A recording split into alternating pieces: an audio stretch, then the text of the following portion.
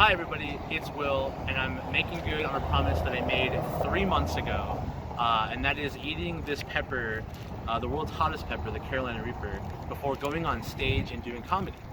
So that's happening.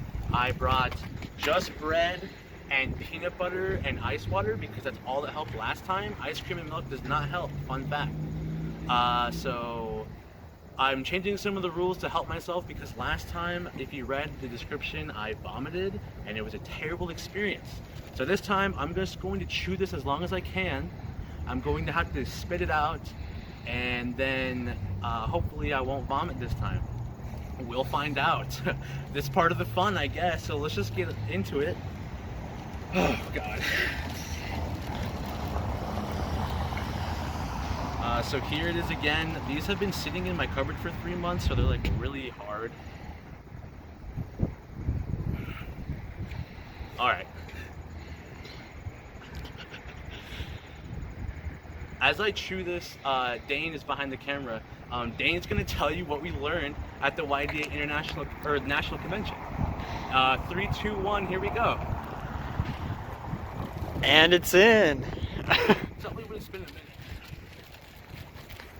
So at YDA convention, we learned a whole slew of interesting things. There's a lot of different caucuses and trainings that we went to. I personally went to a training for fundraising, how to fundraise better. I also went to a LGBTQ plus caucus. I went to a Has it been a minute yet? Yeah, that's right. Has it been a minute? No. How long has it been? It's been 30 seconds. It was the last time I'm doing this.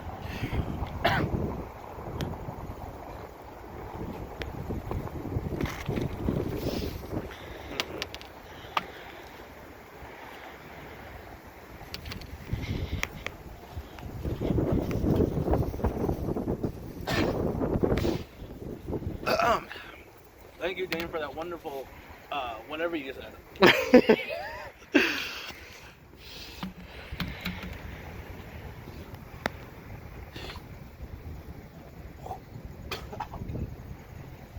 Oh, God. Again, don't do this at home. I'm only doing this because you guys gave me so much money. So in the end, you got the bad end of this deal.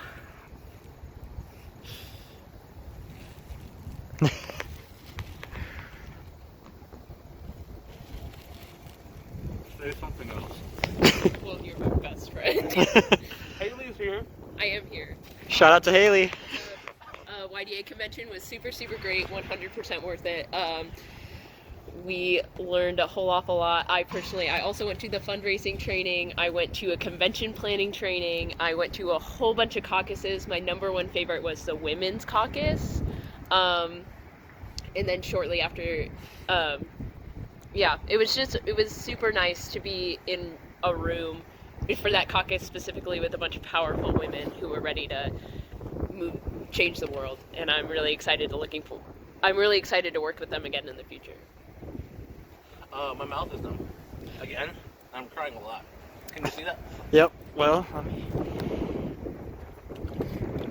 oh yeah. Oh yeah. I can see the tears. Thank you again for your support. Well, let's go do comedy.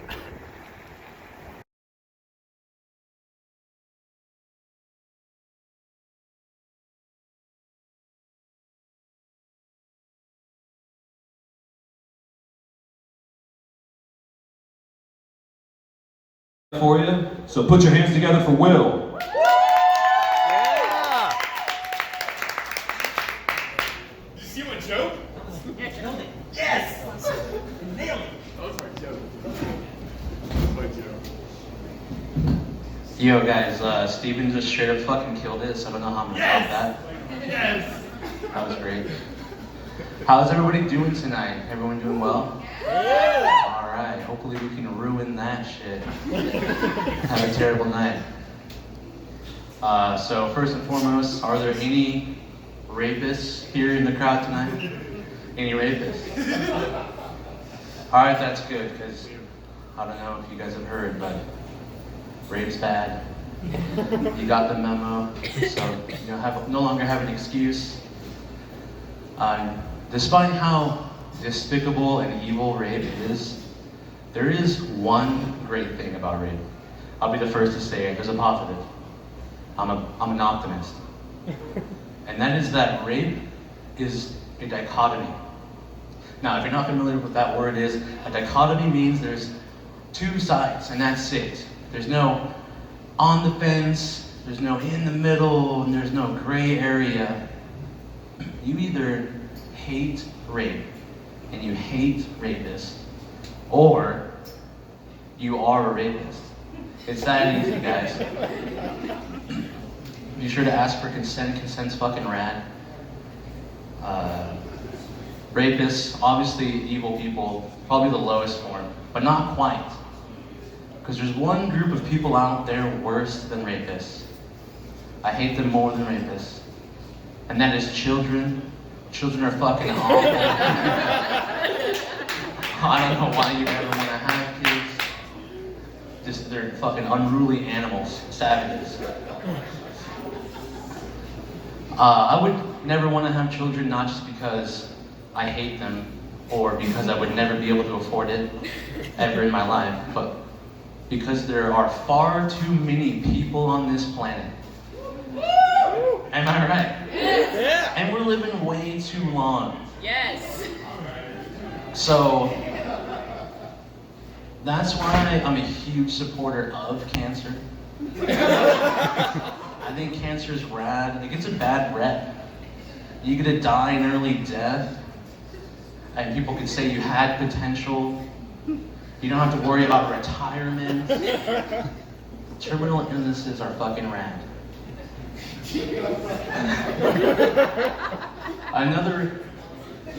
Another thing I love, because there are too many people, is guns. Anybody a fan of guns? Guns are sick. They're fun to shoot. It's exhilarating. They're cool. However, I could never own a gun myself because I would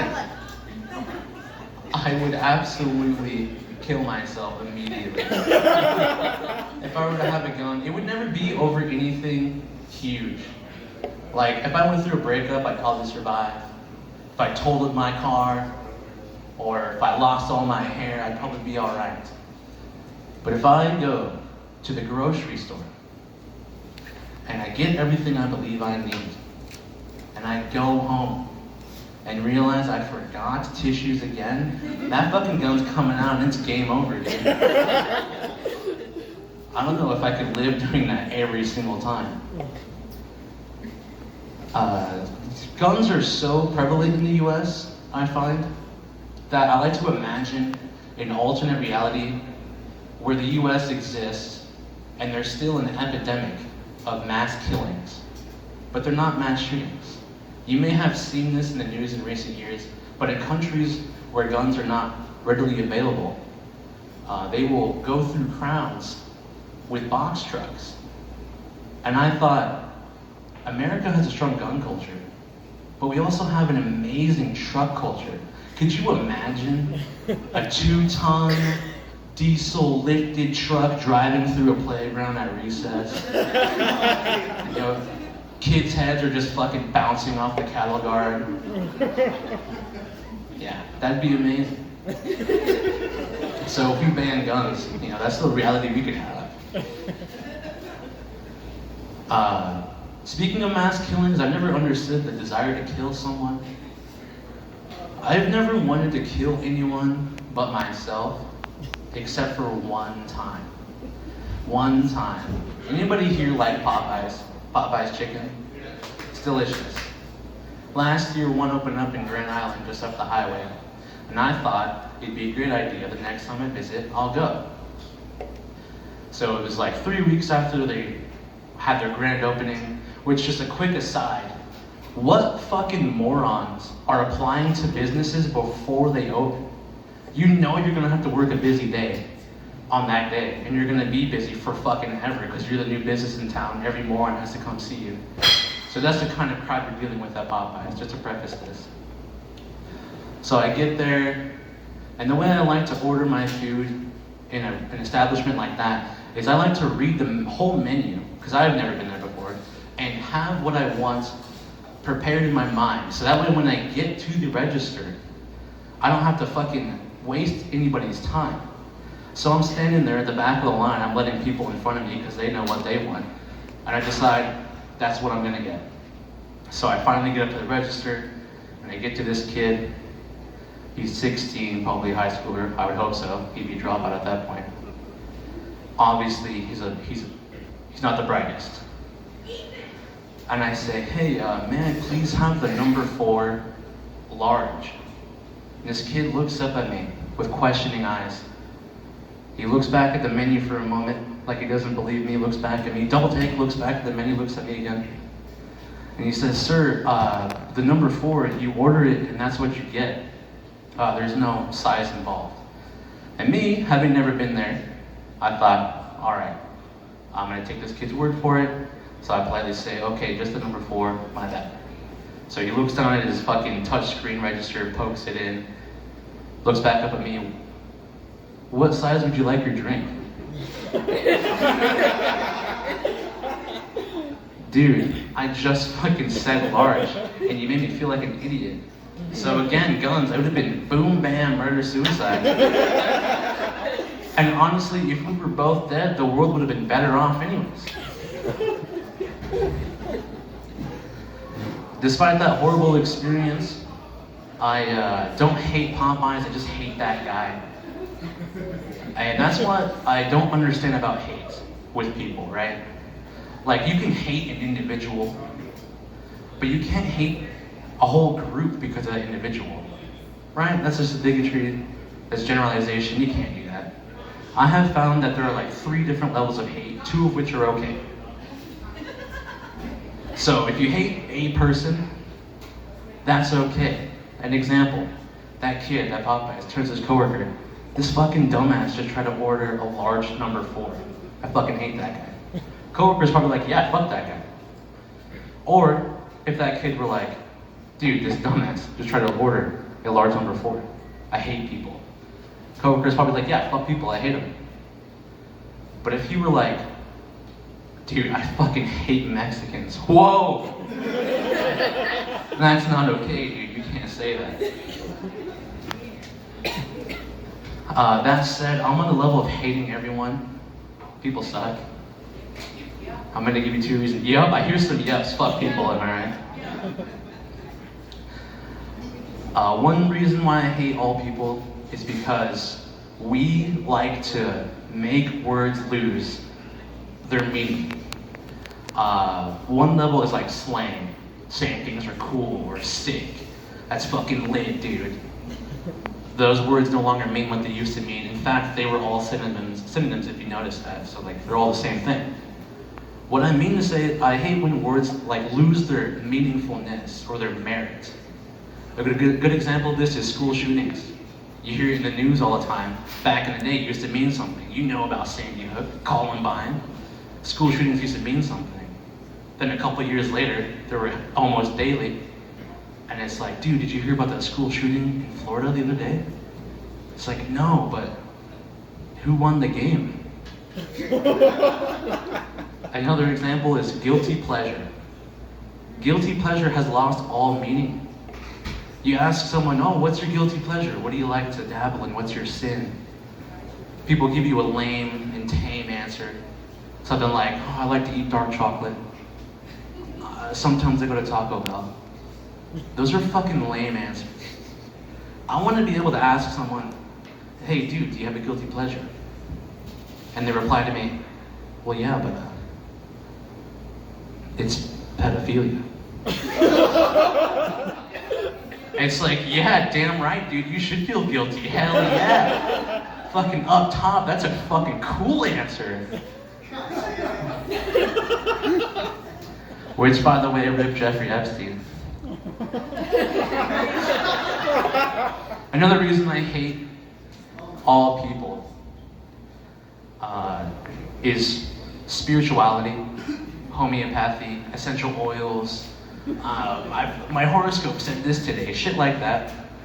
I hate that stuff. But I love those kind of people in particular because they're sex fiends. They're weirdos. They allow you the opportunity to explore your body sexually you could have never imagined without having met them. That said, I'd like to end my set with a slight shaming of a kink, if you'll allow me. You let me get this far, so I guess I'll just fucking go for it. Something I don't understand, and is very popular, has been for probably decades, is choking during sex. Choking during sex. Believe me, I have tried it. I tried to choke myself to death, it never worked.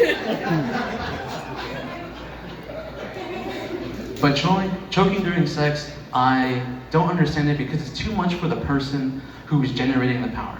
Because the person doing the fucking is usually also doing the choking. And that's too much, man. I can't do both. That requires like hand-eye coordination and focus. It's too much. So I found a solution. The next time you have a partner ask you to choke them during sex, I've found it easy to just choke them unconscious. And then you can just do whatever you want with the body. Thank you guys, that's my set. Everybody have a good night.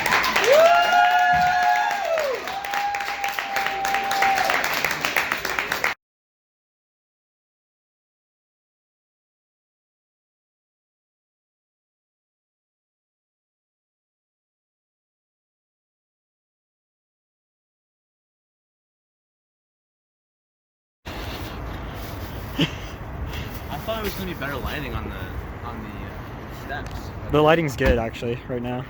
Are you putting it sideways, dude? No. Come on. Stop recording and re-fucking. Oh, where's the flash? Hey, what's up, guys? It's Will again, and I'm making good on a promise I made 3 months ago. And I have to eat the world's hottest pepper. That guy just fell over. Okay. Let's wait for the chunk to pass.